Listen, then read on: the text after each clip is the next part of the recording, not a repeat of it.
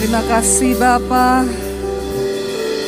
Kami bersyukur Tuhan karena Engkau Allah penyembuh, Engkau sumber pengharapan di dalam hidup kami.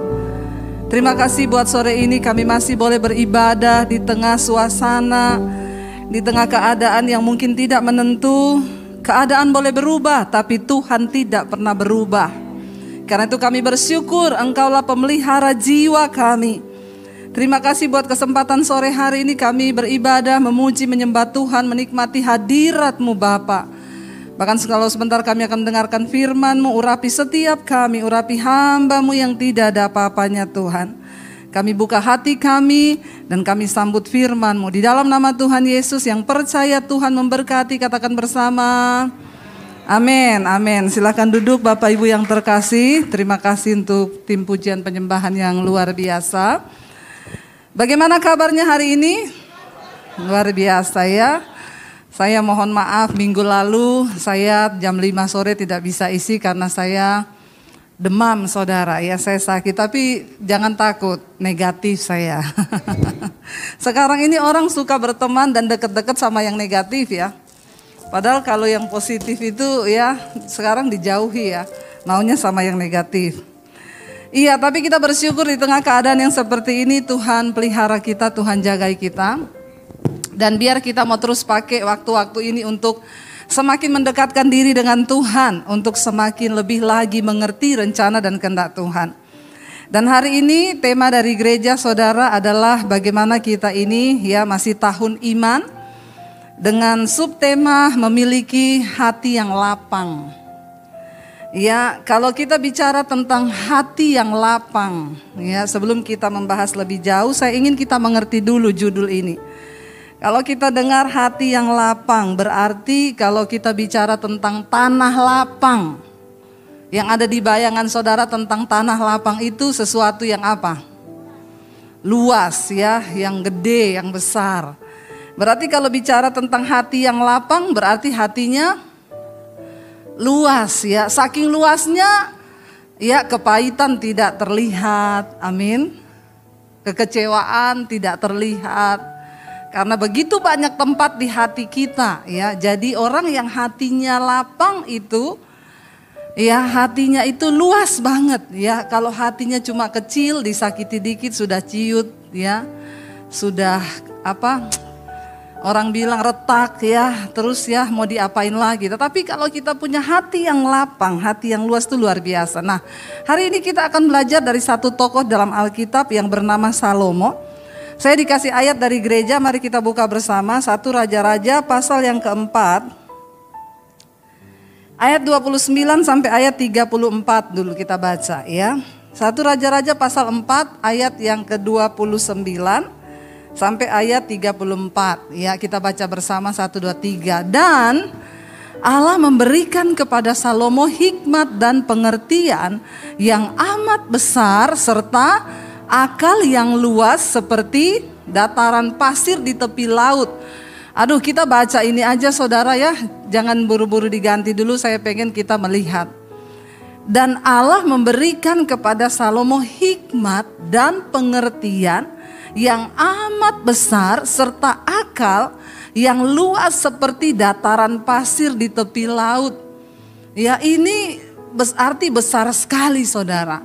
Setiap kita memiliki memerlukan hikmat dan pengertian untuk menjalani hidup kita di dunia ini.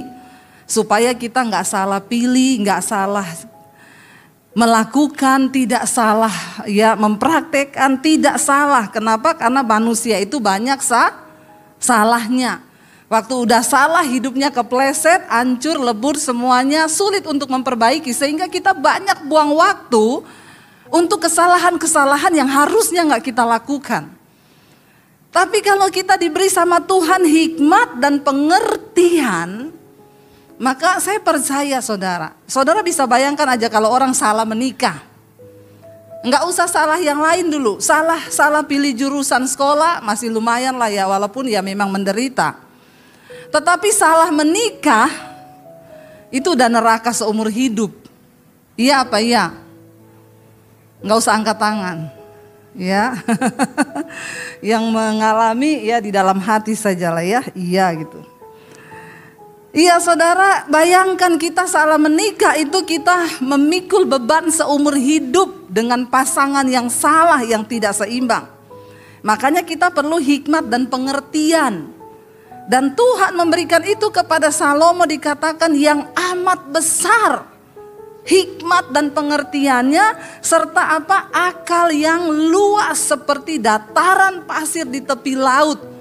Ini wow banget saudara, kita semua tentunya mau. Nanti kita belajar bagaimana caranya Salomo bisa memperoleh itu. Iya saudara, enggak usah lihat mereka berdua, lihat saya saja. Jangan gagal Iya, jangan gagal fokus. Dia cuma geser-geser, itu alat-alat enggak penting. Lalu ayat yang berikutnya 30 kita baca. Sehingga apa? Hikmat Salomo melebihi hikmat segala Bani Timur dan melebihi segala hikmat orang. Padahal zaman itu yang terkenal pintar itu orang dari Bani Timur dan orang Mesir. Mereka terkenal saudara, ya, hikmatnya, kepandaiannya, tetapi Salomo diberikan oleh Tuhan sehingga hikmatnya melebihi mereka ini semua. Ayat 31, ia lebih bijaksana daripada semua orang, daripada Etan orang Esari, dan daripada Heman, Kalkol, Darda, anak-anak Mahol. Sebab itu ia mendapat nama di antara segala bangsa sekelilingnya. Ya, dia melebihi ini yang disebut orang-orang berhikmat pada zaman itu, zamannya Salomo saudara. Dia melebihi mereka semua. Sehingga dia mendapat nama di antara bangsa di sekelilingnya. Ya, lalu kita lihat saudara ayat yang ke-32. Ia mengubah apa? Menggubah 3.000 amsal dan nyanyiannya ada 1.005. Jadi kalau saudara baca Alkitab, ya di dalam Alkitab itu ya di Mazmur ada itu lagu-lagunya itu rata-rata lagu-lagu pujian yang diambil tadi itu dari lagu ciptaannya Salomo, ciptaannya Daud saudara. Ya misalnya walau 1.000 rebah di sisiku, kau tetaplah Allah penolongku. Sebenarnya pencipta aslinya bukan Weliard, bukan yang di sini, itu dari Alkitab. Yang menggubah siapa? Ya orang-orang ini termasuk salah satu Salomo. Alkitab mencatat dia menggubah 3.000 amsal dan nyanyian 1.005. Wow enggak saudara? Wow. Dari seorang Salomo, saya percaya saudara juga punya sesuatu yang bisa dipakai Tuhan. Jangan merasa dirimu itu biasa. Engkau punya sesuatu yang luar biasa, yang mungkin hari ini belum tergali. Ketika saya tidak mendekatkan diri dengan Tuhan, sang sumber hikmat itu, mungkin saya juga nggak tahu apa yang saya punya. Tapi ketika saya mendekatkan diri dengan Tuhan, Dia mengobarkan semua karunia yang ada dalam diri saya. Sekarang saya tahu, oh ternyata banyak hal berharga dalam diri saya yang selama ini belum tergali. Salomo dipakai Tuhan ya menggubah 3.000 amsal dan nyanyiannya ada 1.005. Bukan cuma itu, dia bukan cuma menggubah dan membuat amsal, tetapi amsal dan nasihat-nasihatnya itu dicari orang saudara. Lihat ayat yang berikutnya, yuk kita baca. Ayat 33, ia bersajak tentang pohon-pohonan dari pohon aras yang di gunung Libanon sampai kepada hisop yang tumbuh pada dinding batu. Ia berbicara juga tentang hewan dan tentang burung-burung dan tentang binatang melata dan tentang ikan-ikan. Ayat 34. Maka apa di sana? Datanglah orang dari segala, bukan segala RT, bukan segala RW, bukan kelurahan. Tapi Alkitab berkata, datanglah orang dari segala bangsa. Untuk apa saudara ayat ini berkata 34, tolong ditayangkan lagi. Mendengarkan hikmat Salomo dan ia menerima apa? upeti dari semua raja-raja di bumi yang telah mendengar tentang hikmatnya itu. Wow saudara, Salomo bukan hanya mengeluarkan perkataan hikmat, tetapi raja-raja datang mencari dia untuk mendengar nasihatnya.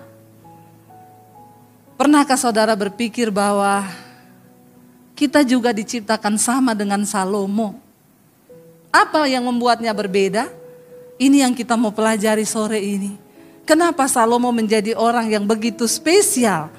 Ya, dia orang dari segala bangsa datang cari dia untuk mendengarkan hikmat dan pengajaran yang keluar dari mulutnya. Saya bersyukur saudara, saya sama Salomo beda-beda tipis lah. Loh, mengejek kan? Ketawanya mengejek sekarang.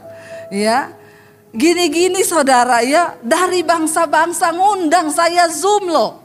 Bu, boleh isi nggak? Kita mau mendengar firman yang Ibu sampaikan lewat Zoom. Ya, dari Australia, dari Belanda, dari Amerika, dari berbagai belahan dunia. Ya, tetapi dikatakan di sini raja-raja datang bawa upeti. Saya dapat PK saudara.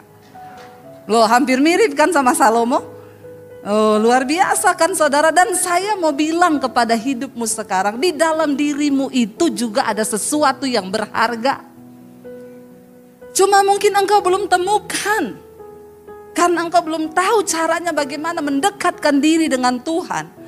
Hanya ketika kita ini mendekatkan diri dengan Tuhan, roh kita dihidupkan, maka kemuliaan Allah sejak awal penciptaan di hidup kita itu akan dimaksimalkan. Katakan amin. Amin saudara. Ya, tolong kalau nangkep firman itu yes amin gitu. Ya, kenapa? Saudara sudah buang waktu datang ke sini. Saudara buang ongkos, buang tenaga. Sayang kalau saudara nggak langsung lep amin yes. Rohnya itu hidup menangkap firman. Nah, kita akan lihat bagaimana ini bisa terjadi. Siapa Salomo dan bagaimana? Mari kita buka 1 Raja-Raja pasal yang ketiga. 1 Raja-Raja pasal yang ketiga, ya, ini ayat dari saya, ini tadi dari gereja saudara ya. Jadi itulah tugas hamba Tuhan waktu dikasih jadwal, dikasih ini Bu pelajari tentang ini ya kita pelajari. Kenapa bisa jadi begini? Kenapa bisa jadi begitu? Maka kita dapat ayat penuntunnya saudara ya. 1 Raja-Raja pasal yang ketiga ya, kita lihat bersama mulai dari ayat yang pertama ya. Baca bersama di sini agak panjang jadi kita bergantian. Lalu Salomo menjadi menantu Fir'aun, raja Mesir. Ia mengambil anak Fir'aun dan membawanya ke kota Daud sampai ia selesai mendirikan istananya dan rumah Tuhan dan tembok sekeliling Yerusalem. Ayat 2. Masih mempersembahkan korban di bukit-bukit pengorbanan, sebab belum ada didirikan rumah Tuhan untuk nama Tuhan sampai pada waktu itu. Jadi saudara, ketika masa Salomo menjadi raja, pada waktu itu belum didirikan rumah Tuhan. Jadi bangsa Israel menyembah, membawa korban itu masih di bukit-bukit, di gunung-gunung saudara ya. Jadi Salomo ini salah satu orang yang masih mempertahankan ya bagaimana ajaran ayahnya Daud. Jadi Salomo ini anaknya Daud.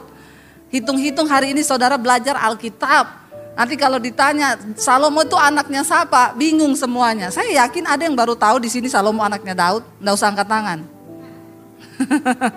Karena banyak orang Kristen tuh nggak mengerti firman kadang saudara ya. Jadi ini hitung-hitung kita belajar Alkitab. Ayat yang ketiga berkata begini saudara. Ya, dan Salomo menunjukkan kasihnya kepada Tuhan dengan hidup menurut ketetapan-ketetapan Daud ayahnya. Hanya ia masih mempersembahkan korban sembelihan dan ukupan di bukit-bukit pengorbanan. Ya, baca bersama ayat yang keempat, 1, 2, 3. Pada suatu hari raja pergi ke Gibeon untuk mempersembahkan korban. Sebab disitulah bukit pengorbanan yang paling besar. 1000 korban bakaran dipersembahkan Salomo di atas mezbah itu. Saudara, pada waktu itu bait Allah rumah Tuhan belum didirikan. Mereka mempersembahkan korban di atas gunung-gunung. Salomo ini orang yang taat kepada Tuhan, mengikuti jejak ayahnya Daud. Makanya bapak-bapak, kalau Anda hari ini hidup menjadi orang benar, maka anakmu akan meniru apa yang kau lakukan. Katakan amin. Tapi kalau saudara sebagai ayah hidup menjadi ayah yang tidak beriman, orang yang tidak takut Tuhan, maka jangan heran keturunanmu juga akan menjadi sama seperti engkau. Kenapa? Karena keteladanan hidup kita berbicara lebih keras daripada teori dan perkataan-perkataan kita. Kalau engkau ingin anakmu membawa contoh bagaimana hidup takut Tuhan, jadilah contoh orang tua yang hidup takut akan Tuhan. Karena anakmu melihat bagaimana hidup orang tuanya. Saya selalu berkata kepada anak-anak saya, apa yang kamu nikmati hari ini semua itu datang dari Tuhan. Karena itu jangan pernah kalian tinggalkan Tuhan. Jangan pernah berhenti melayani Tuhan. Itu adalah panggilan tertinggi dalam kehidupan kita.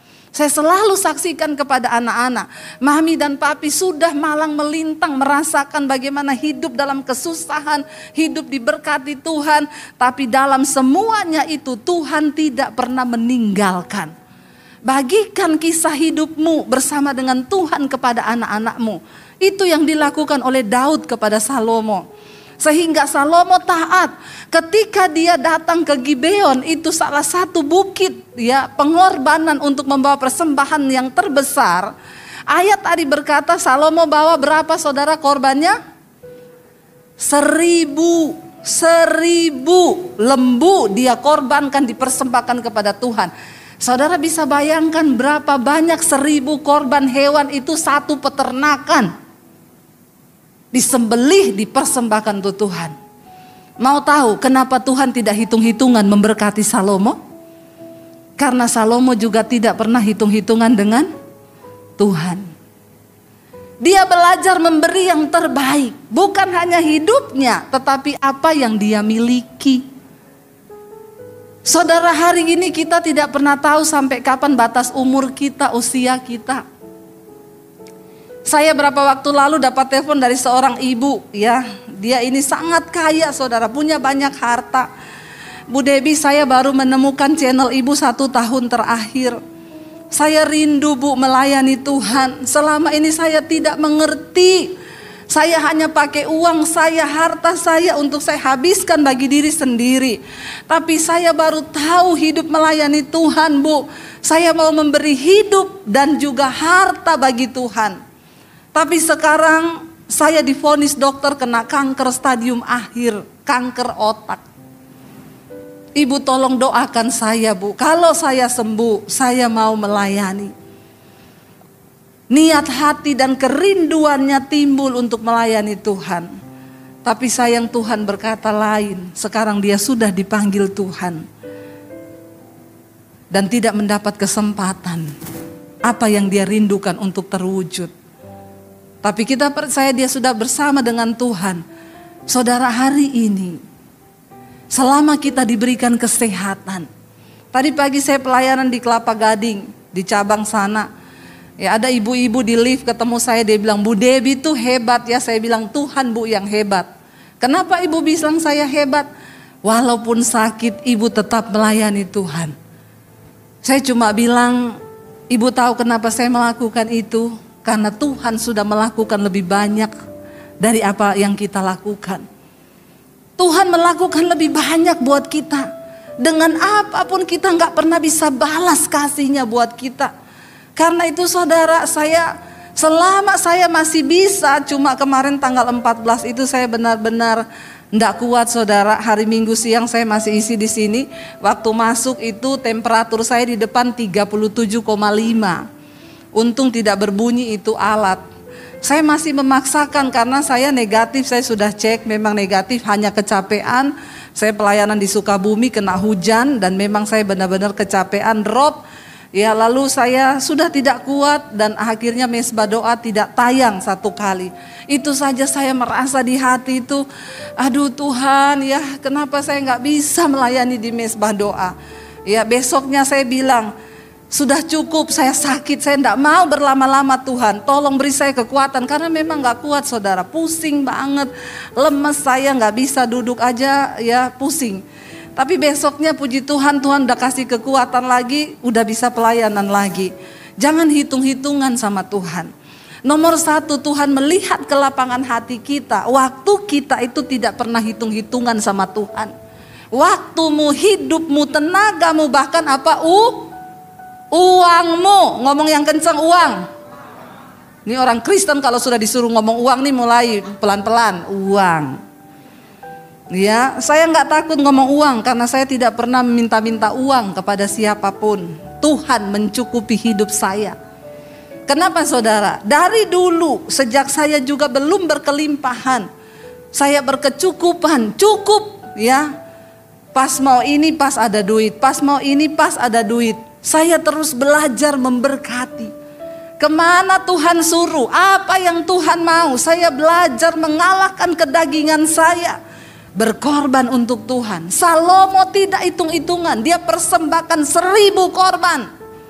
Ya, kalau mau dipikirkan bisa aja 1, toh Tuhan juga melihat hati. Tapi kenapa? Kelapangan hatinya. Dia gak pernah hitung untung rugi sama Tuhan. Dengar baik, engkau yang mau diberkati hari-hari ini, jangan pernah hitung untung rugi sama Tuhan. Waktu Tuhan suruh engkau menabur, tabur. Mungkin Tuhan suruh engkau tabur di orang yang berkekurangan. Ada saudaramu, ada siapa yang kau temui, lalu Tuhan gerakkan hatimu untuk menabur, tabur. Dimanapun Tuhan suruh saudara, mulai belajar hari-hari ini. Kenapa? Karena hanya orang yang menaburlah yang akan menuai. Tidak pernah menabur, tidak mungkin menuai. Kenapa Tuhan pelihara? Jangan lihat saya yang sekarang. Bagaimana taburan saya yang dulu, ya dengan air mata bercucuran saudara. Tapi saya mau taat mengikuti karena firman Tuhan itu ya dan amin. Alkitab berkata, teruslah menabur kebaikan. Karena kalau engkau tidak menjadi lelah dan tidak menjadi lemah, maka engkau akan melihat tuaian yang Tuhan sediakan bagimu. Tapi banyak orang belum melihat sudah menjadi lelah, sudah menjadi lemah. Salomo mempersembahkan itu 1000. Coba kita lanjut baca. Akhirnya apa yang terjadi saudara? Ya, kita lanjut baca ayat yang berikutnya, ayat yang ketiga kalau nggak salah, atau ayat yang keempat sekarang ya. 1 Raja-Raja pasal yang ketiga, pada suatu hari, nah ini ya, mempersembahkan di atas korban ya, 1000 korban bakaran. Lalu ayat yang kelima berkata, ayat yang kelima, di Gibeon itu Tuhan menampakkan diri kepada Salomo dalam mimpi. Tuhan menampakkan diri dalam mimpi pada waktu malam. Kenapa Tuhan menampakkan diri? Karena melihat kelapangan hatinya yang memberi korban persembahan yang begitu besar kepada Tuhan. Lalu Tuhan bilang begini, mintalah apa yang hendak ku berikan kepadamu. Wow gak saudara? Wow, saudara bisa bayangkan kalau hari ini saudara, siapa ya orang kaya di Indonesia saudara ya? Orang kaya di Indonesia siapa? Ya, bukan crazy rich itu ya. Banyak yang bohong-bohongan itu, crazy. Ya, yang pamer-pamer harta. Siapa? Ya, kita sebutlah siapa orang kaya di Indonesia datang misalnya, enggak usah orang kaya, Pak Jokowi datang terus ngomong ke saudara, "Apa yang kamu ingin aku berikan kepadamu, minta." Kira-kira saudara seneng enggak? Ini yang ngomong orang yang punya kuasa ya di Indonesia. Dia bisa memberi apa yang saudara minta. Itu baru Bapak Presiden yang ngomong. Apalagi ini yang ngomong siapa? Tuhan, Raja di atas segala raja, yang menciptakan dunia ini. Itu wow banget, dia Allah yang sanggup melakukan segala perkara. Lalu dia datang kepada saudara dan berkata, mintalah apa yang hendak ku berikan kepadamu. Kira-kira kalau saudara ditanyain sama Tuhan begini, apa yang saudara minta nomor 1? Jangan niru-niru Salomo. Apa adanya, gak usah pencitraan. Yakin saya, minta rumah 5M. Wah, minta 10M. Yakin saya, gak ada yang sifatnya rohani pasti. Itu sudah pasti terjadi. Terbukti dengan yang masuk di HP saya ini konseling puluhan ribu. Banyak yang saya hanya baca tidak saya balas. Kenapa? Orang Kristen itu minta ampun ya. WA saya, Bu doakan ya, 1 suami saya nama ini supaya berhasil dalam setiap proyek-proyeknya. Ada proyek di sini, proyek di sini, proyek di sini, proyek di sini. 2, anak saya supaya berhasil dalam studinya. Saya dalam hati saya, ini orang Kristen hebat bener ya. Minta didoakan aja saudara. Makanya saya malas baca dan saya tidak balas. Nanti kalau yang begitu nggak dibalas WA saya, oh ibu pilih-pilih kasih ya, yang dibalas cuma orang kaya. Saya balas, emang saya tahu kamu kaya apa miskin dari mana? Emang kamu WA saya pakai saldomu? Maaf saudara ya, kadang-kadang orang Kristen itu udah buta kebenaran, kurang ajar lagi. Bener, saya mau ngomong ini, kalau depan saya baptis ulang, saya rendam 15 menit nih orang. Ya, saya bilang ibu bertobat, maaf saya tidak balas WA ibu. Ibu jangan titip doa sama saya, ibu doa sendiri buat suamimu. Doa buat rumah tanggamu. Bukan doa saya yang didengar Tuhan, doa ibu yang sungguh-sungguh dengan air mata datang kepada Tuhan. Makanya saya berkata tidak ada pendeta hebat, gak ada dokter hebat, yang ada Tuhan yang hebat, yang sanggup menjawab doa-doamu. Saya tidak mungkin berdoa bagi suaminya ibu. Omong kosong kalau ada pendeta berdoa menangis buat suamimu. Siapa? Coba ngomong. Titip formulir doa, biar mau didoakan di Israel lagi. Kalau engkau sendiri tidak datang sama Tuhan, sorry saudara, engkau bodoh di dalam iman. Makanya saya bilang jangan datang sama pendeta. Gak ada pendeta menangis buat suamimu. Apalagi saya suruh menangis, bu, nama suami saya James. Ya enggak mungkin saya nangis, Tuhan, James, Tuhan. Ngapain saya nangis buat suamimu? Saya tidak mencintai suamimu. Jadi saya tidak mungkin menangis buat dia, yang mencintai itu kamu, amin. Kayak gini-gini diajari loh, orang Kristen itu bingung gak saudara? Bingung. Apalagi kalau Tuhan datang dan tanya apa yang kamu minta. Oh, dia bawa semua proposal proyek suaminya. Makanya yang kayak begini-begini gak mungkin Tuhan jawab. Saya aja lihat apalagi Tuhan. Benar gak saudara? Kita udah belajar minggu yang lalu, Tuhan menyembunyikan diri. Korban orang fasik, kekejian bagi Tuhan. Apalagi doa-doanya yang gak penting, gak mutu saudara. Waktu Salomo ditanya Tuhan, Salomo, apa yang engkau minta untuk aku berikan kepadamu? Apa yang Salomo minta? Coba kita lihat ayat yang berikutnya. Ayat yang ke-6 saudara ya. Apa yang Salomo minta di sana? Dia bilang begini. Lalu Salomo berkata, engkaulah yang telah menunjukkan kasih setiamu yang besar kepada hambamu Daud ayahku. Sebab ia hidup di hadapanmu dengan setia, benar, dan jujur terhadap engkau. Dan engkau telah menjamin kepadanya kasih setia yang besar itu dengan memberikan kepadanya seorang anak yang duduk di tahtanya seperti pada hari ini. Yang pertama Salomo jawab langsung apa? Tuhan, terima kasih. Aku bisa ada di tahtaku hari ini semua karena anugerah-Mu. Itu datang daripadamu. Mari kita menyadari, orang yang punya kelapangan hati menyadari tidak ada satupun dari hidup kita yang kita dapat dari kekuatan kita. Semua hanya karena kasih karunia Tuhan.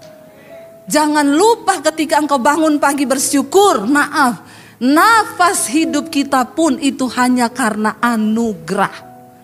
Kalau bukan karena anugerah kita nggak napas hari ini saudara. Semua karena anugerah Tuhan, makanya nggak ada yang perlu disombongkan. Lalu dia berkata saudara, ayat yang ke-7 dia bilang apa? Ayat yang ke-7, maka sekarang ya Tuhan Allahku, engkaulah yang mengangkat hambamu ini menjadi raja menggantikan Daud ayahku. Sekalipun aku masih sangat muda dan belum berpengalaman. Salomo menyadari saudara bahwa dia bisa ada di tahtanya hari ini itu semua karena Tuhan yang mengangkat. Bagaimana kita bisa diangkat Tuhan saudara? Bagaimana engkau bisa ada padamu posisimu hari ini? Itu semua karena Tuhan. Gak ada yang kita dapat dari kekuatan kita. Ya, jangan berkata aku ini memang dari dulu udah kaya karena 7 turunan dari papaku itu kaya. Semua yang hari ini engkau punya itu dari Tuhan. Bahkan Salomo mengakui di hadapan Tuhan, aku masih terlalu muda dan tidak ada pengalaman apa-apa. Orang yang hatinya lapang dengan rendah hati mengaku di hadapan Tuhan, Tuhan, tidak ada kepinteranku, tidak ada pengetahuanku, bahkan pengalamanku. Aku hanya mau bergantung kepada Tuhan saja. Lalu ayat yang berikutnya, ayat yang ke-8, dia berkata di sana, demikianlah hambamu ini berada di tengah-tengah umatmu yang kau pilih. Suatu umat yang besar, yang tak terhitung dan tidak terkira banyaknya rakyat di Israel. Salomo dipercayakan menjadi raja. Ayat yang ke-9. Maka apa? Ini yang dia minta sama Tuhan. Baca sama-sama 1, 2, 3. Maka berikanlah kepada hambamu ini apa? Hati yang paham untuk menimbang perkara, untuk menghakimi umatmu dengan dapat membedakan antara yang baik dan yang jahat. Sebab siapakah yang sanggup menghakimi umatmu yang sangat besar ini? Salomo gak minta kaya. Salomo gak ngomong, Tuhan tolong kokohkan tahtaku 17 turunan. Enggak. Dia nggak bilang, Tuhan berikan aku kemenangan dalam setiap perang menghadapi bangsa-bangsa, biar prajuritku gagah perkasa. Enggak. Di saat orang lain berpikir membangun sebuah bangsa itu harus kekuatan militernya yang unggul, Salomo sadar betul sebagai seorang raja dia membutuhkan hikmat dari Tuhan. Dia membutuhkan hati yang bisa menimbang dan paham. Bapak-bapak, tidak ada satupun dari engkau hari ini yang bisa menjalankan bisnis dan usaha pekerjaanmu tanpa hikmat dari Tuhan. Duduk di kaki Tuhan, berlutut rendahkan diri di kaki Tuhan dan katakan, Tuhan aku tidak mampu, aku butuh hikmat-Mu.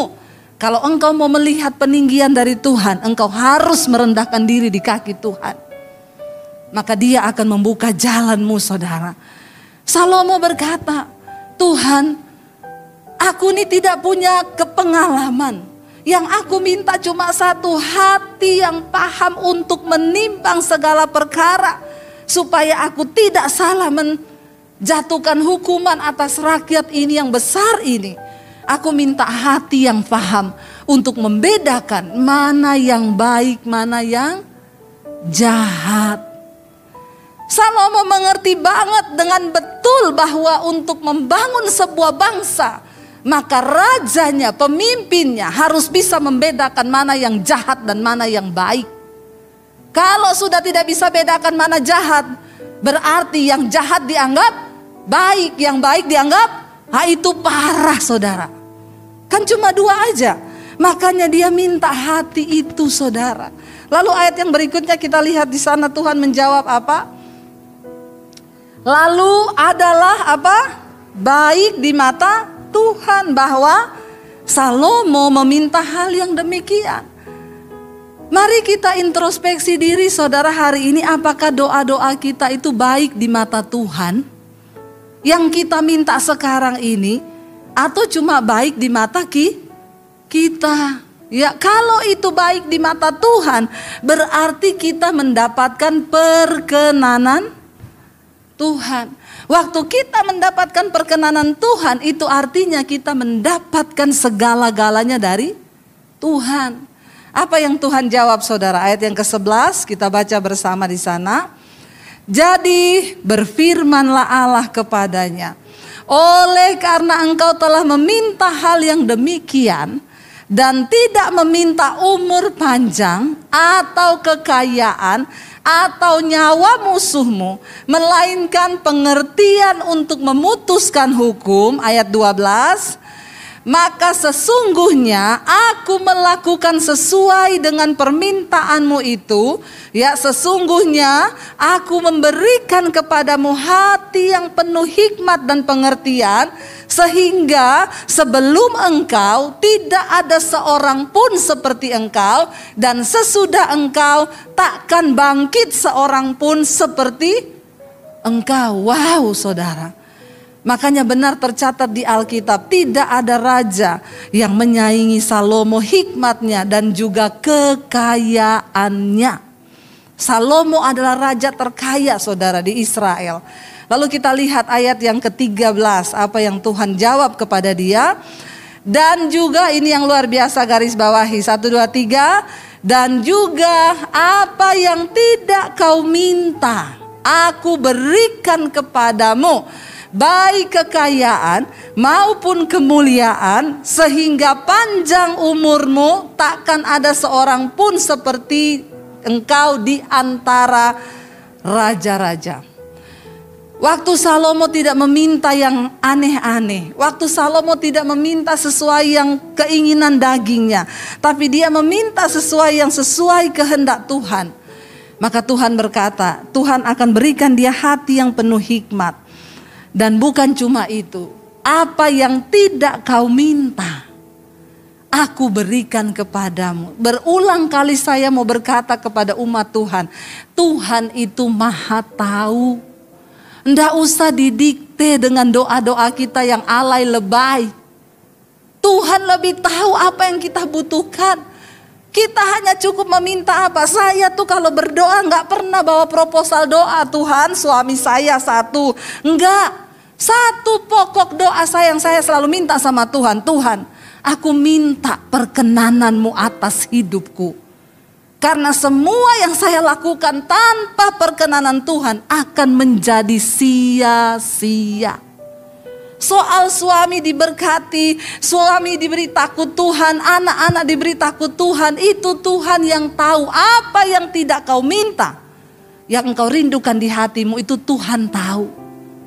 Yang terpenting minta dulu sesuatu yang sesuai dengan kehendak Tuhan.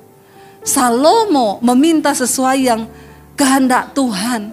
Makanya Alkitab bilang, apabila engkau tinggal di dalamku dan firmanku di dalammu, mintalah yang engkau inginkan, maka aku pasti akan memberikan. Kenapa Tuhan memberi jaminan itu? Karena orang yang tinggal dalam Yesus dan firman-Nya dalam kita, orang ini pasti meminta sesuai yang kehendak Tuhan. Dia pasti meminta sesuatu yang sesuai dengan kehendak Tuhan. Dan kalau kita meminta sesuai yang kehendak Tuhan, maka hal itu pasti akan diberikan. Dan Tuhan bilang, bahkan yang tidak kau minta, yang tidak kau doakan, ditambahkan sebagai bonus, kekayaan, kemuliaan. Bahkan Tuhan bilang, setelah engkau tidak ada lagi raja yang seperti engkau dalam catatan bangsa Israel. Saudara, mari biar ini membuat kita mengerti hari-hari ini saudara, ya, apa yang Tuhan mau dari hidup kita. Apa yang Tuhan ingin dari hidup kita. Orang yang lapang dada itu, orang yang selalu hidup dengan rendah hati di hadapan Tuhan. Dia tidak pernah berpikir untuk keinginannya sendiri. Orang yang lapang dada itu orang yang tahu betul apa maunya Tuhan. Sehingga dia itu meminta sesuatu yang sesuai dengan keinginan dan kehendak Bapa. Mari kita menyadari di hidup ini bahwa hanya Tuhanlah yang sanggup menuntun hidup kita. Hanya Tuhan yang sanggup jadi jalan keluar dalam hidup kita. Hanya Tuhan yang sanggup untuk memberikan jaminan kepastian. Saya mau bersaksi kepada saudara, firman ini bukan omong kosong. Firman ini bukan dongeng. Firman ini ya dan amin. Dan bukan cuma itu, saya mau bersaksi kepada saudara. Hari ini saya sedang mengalami apa yang Tuhan janjikan itu kepada Salomo, itu pun saya sedang menikmatinya hari-hari ini. Saya melihat bagaimana Tuhan membuka pintu-pintu. Sesuatu yang mustahil, tidak ada yang mustahil waktu Tuhan bekerja. Cuma satu, ketika engkau capai perkenanan Tuhan. Saya selalu memberikan gambaran.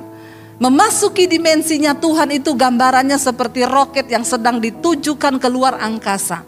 Ketika roket itu sedang berusaha melintasi gaya atmosfer bumi, itu gaya gravitasi bumi.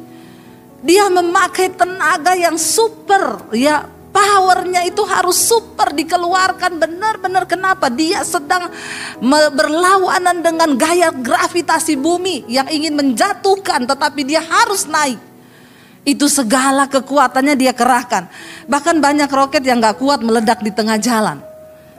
Tapi ketika dia berhasil menembus gaya gravitasi bumi, saudara, di sana ketika engkau sudah memasuki perkenanan Tuhan, engkau mendapatkan hatinya. Salomo mendapatkan hati Tuhan. Karena dia tidak meminta sesuatu yang berdasarkan keinginan dagingnya sendiri. Dia mendapatkan hati Tuhan. Bukan cuma apa yang dia minta, bahkan yang tidak dia minta. Kita tahu anak-anak kita tuh kalau minta kepada kita, saudara, lalu mendapatkan hati kita. Apa yang dia tidak minta pun kita akan berikan. Itu kita yang orang tua di dunia. Anak saya tuh 3, yang satu tuh kalau minta ya, kayak motor ngegas. Itu saya paling jengkel, saudara ya. Minta sepatu, mam sepatu ya. Nanti ketemu di tangga, mam sepatu. Ya, bukan lihat suasana yang tepat, waktu yang tepat. Di meja makan pun, mam sepatu loh. Dalam hati saya malah saya cerewet banget, gak usah beli, gak jadi. Kenapa? Dia gak dapat hati saya. Ya, tapi anak saya yang satu tuh nek ngomong, mam, sepatuku sih sudah sobek. Kalau mami punya uang, punya waktu, beli ya. Ini anak, saudara, gak minta. Tapi dia dapat hati saya. Dia gak maksa saya. Tapi dia dapat hati saya. Saya bilang nanti malam kita cari sepatu ya. Bukan cuma sepatu mami beliin kamu. Apa yang kamu mau beli. Kenapa? Dia dapat hatiku. Tuhan tuh begitu. Jangan cuma datang sama Tuhan minta bawa urusan masalah. Sesekali duduk di kaki Tuhan dan bilang, Tuhan, apa yang harus aku lakukan untuk menyenangkan hatimu? Apa yang kau mau dari hidupku Tuhan? Supaya aku hidup menyenangkan hatimu Bapa. Waktu engkau duduk dan meneteskan air mata seperti itu, saya percaya saudara, hati Tuhan pun luluh atas hidupmu. Betapa seringnya dulu saya menangis di kaki Tuhan. Saya cuma bilang, saya tidak peduli dengan perasaan saya Tuhan. Hancurkan saya terus. Sampai engkau dapati aku berkenan di matamu. Dan hari ini saya mendapatkan perkenanan Tuhan itu. Saya cuma bisa berkata wow. Begitu terheran-heran melihat apa yang Tuhan buat saudara. Semuanya hanya semudah dia berfirman. Dia balikan keadaan demi keadaan. Hidup ini terlalu singkat untuk kita sia-siakan. Saya undang para imam musik maju ke depan. Mari saudara, ambil bagian, ambil waktu. Jangan cuma datang bawa persoalanmu terus kepada Tuhan. Tapi duduk sesekali di kaki Tuhan. Dan bilang, Tuhan, bicara kepadaku apa yang Kau mau aku lakukan. Supaya aku menyenangkan hatimu Tuhan. Waktu engkau dapatkan hati Tuhan, saya percaya saudara, Tuhan disenangkan. Kita bangkit berdiri bersama, kita nyanyi, Bapa, sentuh hatiku, ubah hidupku Tuhan. Supaya kami memiliki hati yang baru. Hati yang mengerti akan rencana-Mu dalam hidup kami. Supaya kami dapat menyenangkan Engkau Tuhan. Mari datang di hadirat Tuhan saudara. Engkau punya hak istimewa untuk datang di hadapan hadirat Tuhan. Terima kasih Bapa. Terima kasih Yesus. Mari katakan bersama pujian ini. Bapa, sentuh hatiku, ubah hidupku menjadi yang baru, bagai emas yang murni. Kau membentuk bejana hatiku. Bapa,